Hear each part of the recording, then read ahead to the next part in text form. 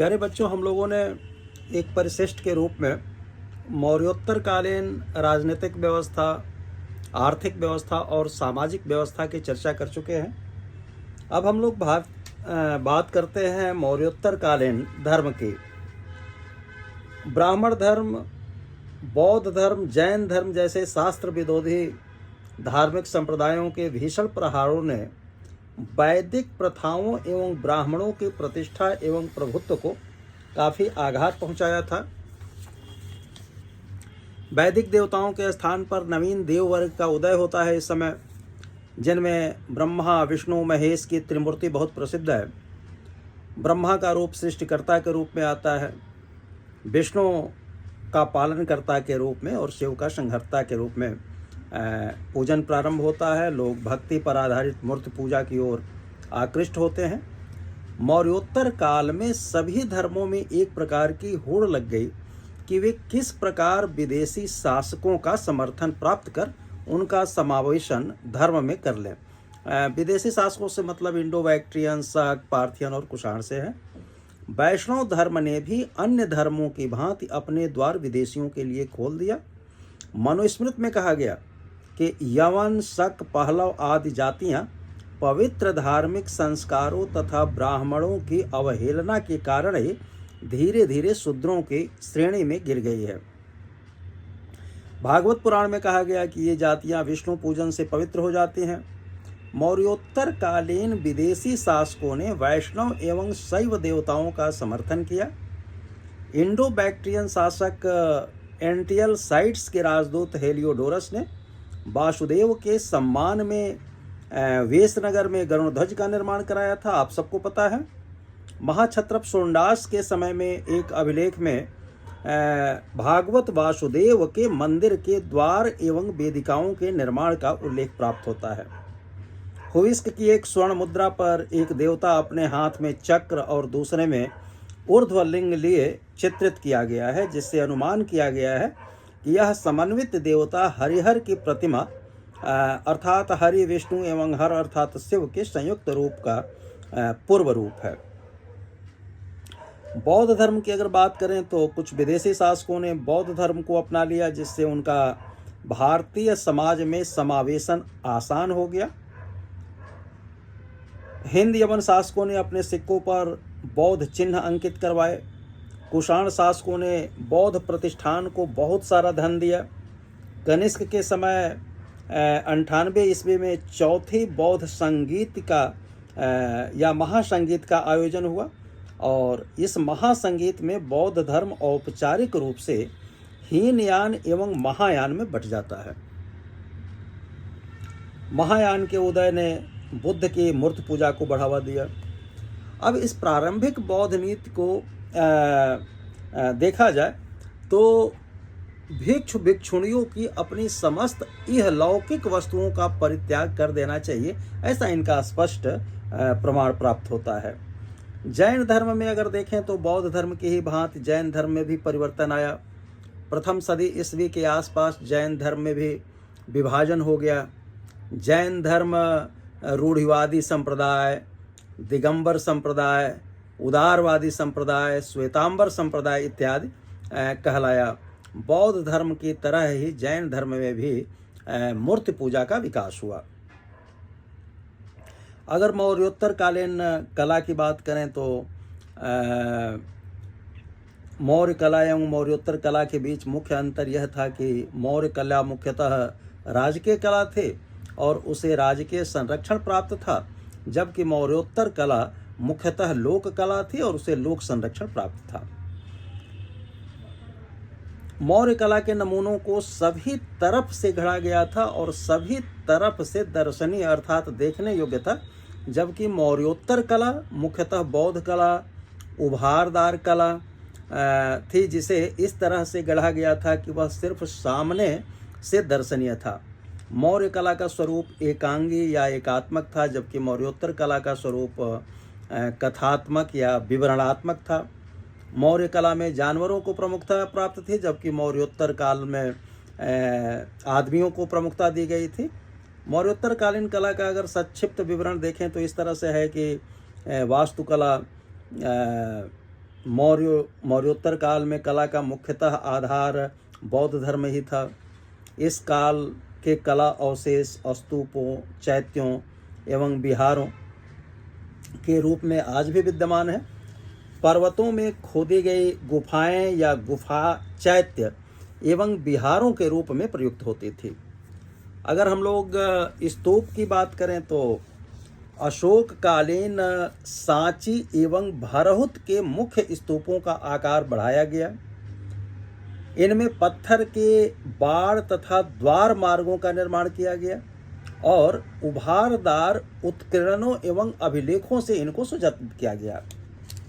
बिहार के बोधगया के महाबोधि मंदिर का कई बार निर्माण हुआ। पहली सदी ईस्वी में इसके चारों ओर भव्य और सुंदर रेलिंग का निर्माण किया गया, जिस पर शुंग काल का अभिलेख अंकित है। अशोककालीन अमरावती स्तूप को पहली दूसरी सदी ईस्वी में रेलिंग द्वार परिसर से सज्जित किया गया। पौनी के विशाल स्तूप की अगर बात करें तो दूसरी सदी ईस्वी में पत्थर पर खुदे उभारदार चित्रों एवं शिलालेखों से सजाया गया। तक्षशिला के धर्मराजिक स्तूप का कई बार निर्माण हुआ। दूसरी सदी ईस्वी में इसे बुद्ध और बोधिसत्व की मूर्तियों से सज्जित किया गया। घड़ियाल के निकट स्तूप शक पहलव शैली में निर्मित स्तूप है। तक्षशिला स्थित कुणाल स्तूप को परंपरागत रूप से अशोककालीन बताया गया है। चीनी तीर्थयात्री फाहियान ने पेशावर या पुरुषपुर में कनिष्क द्वारा बनाए गए एक विशाल स्तूप का विस्तृत वर्णन किया गया है, जिसके भूतल का व्यास लगभग 286 फीट था और इससे स्तूप की विशालता का अंदाजा लगाया जा सकता है। मौर्योत्तरकालीन अन्य स्तूप के जो प्राप्ति स्थल हैं वह हैं अमरावती, नागार्जुनी कोंडा, भट्टी प्रोलू, गुड़ीवाला, घंटशला, जगयपेट, गोली, पेड्डा गंजाम इत्यादि। चैत्य तथा बिहार की अगर बात करें तो मौर्योत्तर काल के शैलोत्कीर्ण स्थापत्य या वास्तु के दो समूह मिलते हैं। पहला पश्चिमी दक्कन में मुंबई, पुणे और नासिक के बीच, और दूसरा पूर्वी भारत में उड़ीसा और आंध्र प्रदेश के बीच। पहला समूह पश्चिमी दक्कन में सातवाहन एवं उनके उत्तरवर्ती राजाओं ने बहुत सी बड़ी बड़ी गुफाएं खुदवाई थी। पश्चिम में स्थित सबसे प्राचीन गुफाओं जैसे भाजा में स्थित सभी गुफाएं बौद्ध धर्म से संबंधित है। गुफा स्थापत्य का चरमोत्कर्ष काल कार्ले एवं कान्हेरी, ये 70 से लेकर से 150 ईस्वी के बीच के चैत्यों में देखा जा सकता है। दूसरा समूह आंध्र प्रदेश के गुंटूर जिले में स्थित नागार्जुनी कोंडा की समृद्धि में सर्वाधिक वृद्धि इक्ष्वाक वंश के शासकों के संरक्षण में हुआ। यहाँ गौतम बुद्ध से संबंधित स्मारकों के अलावा ब्राह्मण धर्म से संबंधित ईंटों से निर्मित प्राचीनतम मंदिर हैं। कुल मिलाकर यह स्थान ईस्वी सन की प्रारंभिक सदियों में बने निर्माणों में सबसे समृद्ध थी, जहाँ हीनयान प्रस्तर स्थापत्य अपने चरमोत्कर्ष पर पहुंच गया था। ब्राह्मण धर्म से संबंधित अगर कला अवशेष की बात करें तो वैष्णव धर्म, शैव धर्म से संबंधित स्मारकीय स्थापत्य के विकास के बारे में थोड़े से लेकिन महत्वपूर्ण प्रमाण प्राप्त होते हैं। ध्यान रहे कि इन पुरातात्विक प्रमाणों में मंदिरों के सिर्फ धरातलीय आयोजन के साक्ष्य मिले हैं, न कि मंदिरों की ऊपरी संरचना के अवशेष। अनुमान है कि ऊपरी संरचना में लकड़ी, घास फूस से बने छप्पर, छाजन, गिलावा या गिल्ली मिट्टी आदि ऐसी सामग्री का प्रयोग किया गया था। भारत में हिंदू मंदिरों के प्राचीनतम उपलब्ध साक्ष्य गुप्तकालीन मंदिर है। विदिशा में की गई खुदाइयों से पता चलता है कि हेलियोडोरस का लिखित स्तंभ मूल 8 स्तंभों में से एकमात्र शेष स्तंभ है, जो कि परवर्ती वसुदेव मंदिर के निर्माण का समकालीन है। इसी तरह के एक मंदिर की खोज राजस्थान राज्य के चित्तौड़गढ़ जिले के नगरी के निकट घोसुंडी नामक स्थान पर प्राप्त होता है, जिसके चारों ओर भारी पाषाण वेष्टनी तथा एक ही शिलालेख की कई प्रतियां पाई जाती हैं।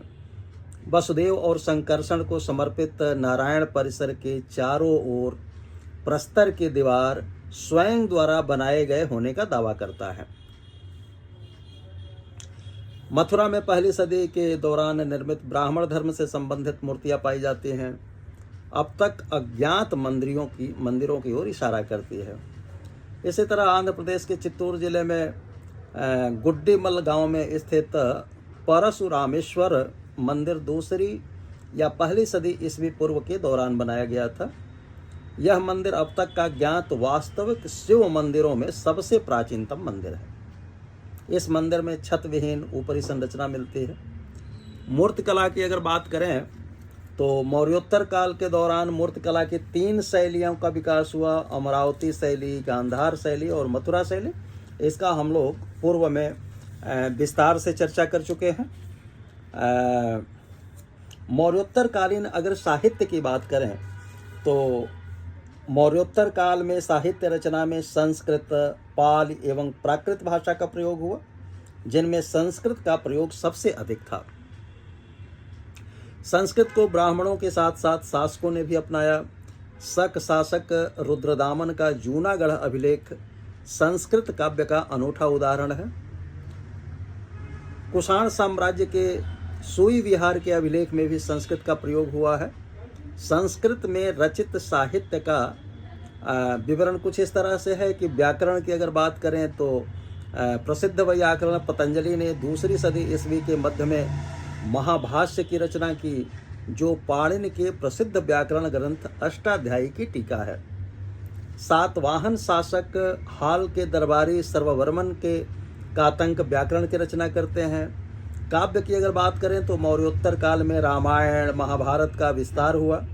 कुषाण शासक कनिष्क के दरबारी अश्वघोष के द्वारा रचित काव्य ग्रंथों के नाम है सौंदरानंद, बुद्धचरित, वज्रसूची, गंडीश्रोत इत्यादि। कनिष्क के दरबारी मातृचेत ने चतुस्तक स्त्रोत, वर्णाह वर्ण स्रोत एवं पंचशतक स्त्रोत, अर्ध शतक स्त्रोत तथा कुमारलात ने सूत्रालंकार कल्पनामंद टीका की रचना की। नाटक की अगर बात करें तो भरत मुनि ने नाट्य शास्त्र की रचना 200 ईस्वी पूर्व से लेकर के 200 ईस्वी के बीच में किया था। नाट्य शास्त्र में वर्णित कुछ नृत्य भंगिमाओं या मुद्राओं को अमरावती की मूर्तियों में देखा जा सकता है। कनिष्क के दरबारी अश्वघोष ने सारिपुत्र प्रकरण नामक नाटक की रचना की। यह एक अधूरी रचना है। संस्कृत का सबसे पहला संपूर्ण नाटक लिखने का श्रेय भास को है। भास ने कुल मिलाकर 13 नाटकों की रचना की, जिनमें उल्लेखनीय स्वप्नवासव दत्तम भास की सबसे अधिक प्रसिद्ध रचना कौशाम्बी नरेश उदयन एवं अवंत नरेश की पुत्री वासव दत्ता की प्रणय कथा पर आधारित है। चारु दत्तम ये शूद्रक की रचना मृक्ष कटिकम का प्रेरणा स्रोत है। प्रतिज्ञा, यौगंधरायण, रावणबद्ध, उरुभंग इत्यादि। और भी अगर बात करें तो भारत की प्राचीनतम स्मृति ग्रंथ मनुस्मृति दूसरी सदी ईस्वी पूर्व से दूसरी सदी ईस्वी के बीच में लिखी गई। याज्ञवल्क्य स्मृति की रचना पहली सदी ईस्वी की है। पहली सदी से लेकर के तीसरी सदी ईस्वी के बीच में हुई। चिकित्सा शास्त्र पर मौलिक ग्रंथ लिखे गए, जिनमें सबसे प्रसिद्ध चरक संहिता है। चरक ऋषि कुषाण शासक कनिष्क के राजवैद्य थे। सुश्रुत ने सुश्रुत संहिता की रचना की। मौर्योत्तर काल में पाली भाषा में रचित ग्रंथों में उल्लेखनीय हैं नेति प्रकरण, पेटकोपदेश, मिलिंद पन्हों, ये नागसेन भिक्षु सूत्र है, अट्टकथा बुद्ध घोष का आदि। मौर्योत्तर काल में प्राकृत भाषा के जो ग्रंथ हैं वह है गाथा सप्तशती। इसमें सातवाहन शासक हाल द्वारा रचित है। यह रामचरित ये अभिनंदन का है। कथा तरंगड़ी ये पालित का है। बृहत कथा गुड़ाढ़ी का है इत्यादि। गुड़ाढ़ की बृहत कथा नरवाहन दत्त के साहसिक कारनामों की कथा है। आज उपलब्ध नहीं है, मगर इसकी कथाएं बाद के रचनाओं जैसे बृहत कथा श्लोक संग्रह, बृहत कथा मंजरी, कथा सरित सागर आदि में मिलता है और इसकी लोकप्रियता का अंदाजा सरल ही लगाया जा सकता है। तो बच्चों, इस तरह से हमने मौर्योत्तर युगीन जो संस्कृति थी उसके बारे में बात की। आप लोगों को बहुत बहुत शुभकामनाएं। इसके बाद जब हम लोग आएंगे अगले चैप्टर की, जब हम लोग बात करेंगे तो संगम काल के बारे में बात करेंगे और इस तरह से क्रमशः आगे बढ़ेंगे। बहुत बहुत शुभकामनाएं।